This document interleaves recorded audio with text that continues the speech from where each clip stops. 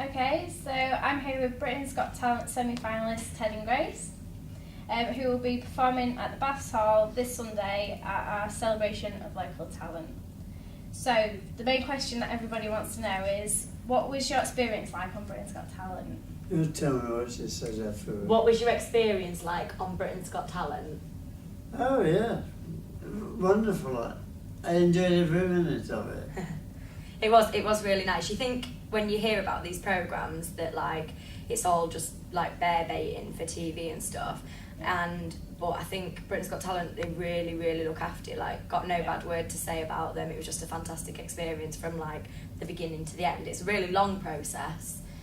We did our first audition it was on Halloween, and then obviously it all finished by sort of June. So it's a very long process, but you fully looked after the whole way through it, and it's really nice.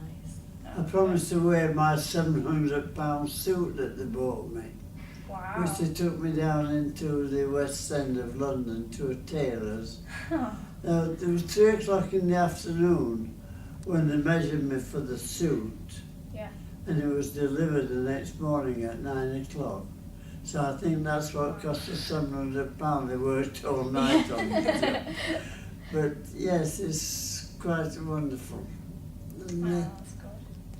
Okay, have either of you ever been to the Baths Hall before, as it was? what's that? Have we ever been to the Baths Hall before as it was? No, I was. I've only recently emigrated from Sheffield. I used to come to Hypnotise. Yeah. Back in the day. She was born in Sheffield. Wasn't it? Yeah. Yeah. I don't think They that's all right. were really. But with Scunniites now. Okay, so what do you think of the new Baths Hall? It's fantastic, the new Baths Hall. It looks exactly like you want it to look and expect it to look. What do you think to it? What do you think to the place? This place Yeah. took my breath away. It really has. It's taken my breath away. It's wonderful. Wonderful. See, I wasn't an engineer, but I worked in an engineering firm. I was a sheet metal worker and welder. I worked on Spitfires and things like that. It was quite a romantic life I've had. But when I see something like this, I see the people that's behind it all, the first bloke who thought about it, and the other people who he convinced that it would work, and all those things go through my mind, and they've gone through my mind here today. It's wonderful. It's taken my bloody breath away. I don't think you can swear. It really has, yes. It's wonderful. Okay, so what do we expect to see from you on Sunday then? What do they expect to see from us on Sunday? From me? From us? Well, I retired when her mother was born, and I just made a comeback when I realised that my granddaughter got these talents. But I used to do impressions, and I'll do Jolson, something like that for you. The wonderful Al Jolson, who made entertainment what it is today. You won't be And doing that on Sunday? Well, I might. I don't think you will. You're going to do that today for them? Am I? Mm-hmm. Oh. Yeah, no, on Sunday we're going to do the things that they saw us perform on the show, and we've got a couple of others that they perhaps didn't see on the show. And do I know them? Mm. Oh. Sometimes. That's surprising. He sometimes knows Yes, them. At 92, You've got something new to show us. Yeah. I'm going that way, instead of that way. Okay, I well, still have fun in life with my granddaughter, my grandson, and my daughter. It's wonderful, really. okay, that's great. I miss Well- my wife, of course. But these things happen, and you have to fight against them. Well, I hope that we see much more of you here at the Baths Hall. You're always welcome to come. And good luck for your performance on Sunday. Thank you. What's that lovely lady say? Good luck on Sunday. Yeah, do you think we'll need it, dear? No, I think you'll be great.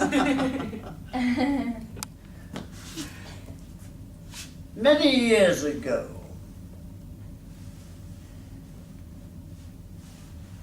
a young fellow was born in New York called Al Jolson, and he brought a new, a revolutionary part of entertainment, because he sang to the people.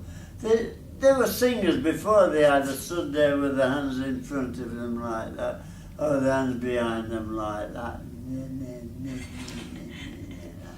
But Jolson, he made the music talk to the people, and they looked at him and they wanted him, and they said the first movie was made of Al Jolson's story, his life. And my father, who was a strict disciplinarian, said, you must play truant tomorrow because I'm going to take you to see Al Jolson. You will never have seen anything like him in your life. And he took me to the cinema house in Sheffield, and I had 2 hours off school to see Al Jolson. And we all live Al Jolson these days now. We're all a little bit pushed in and forward instead of cowering behind people. So I think we all owe Jolson something. Yeah. And of course his #1 song was Mammy, and what was the other one? Rockabye. I forget them now. And but he went something like, because he used to black up, but I don't black up. But he was black, and his father was a priest in New York, and he used to sing in the choir. And one of the friends of a New York impresario went to this church, and he heard this fella, and he said to his friend in the New York Broadway school, you must go along and listen to this lad. He's different. And that's how Al Jolson was born. He went, and of course, Broadway was alive with him then. Rockabye, my baby, with the Dixie melody. When you croon a tune from the heart of Dixie. Just on that cradle, mammy mine, right on that Mason-Dixon line, and swing it from Virginia to Tennessee. Well, I love that singer. I weep no more, my lady. Why, sing it again for me. And old Black Joe, just as though you had me on your knee. And bringing baby kisses on the liver, the minute that you sing that Swanee River. Rockabye, my rockabye baby, with that Dixie melody.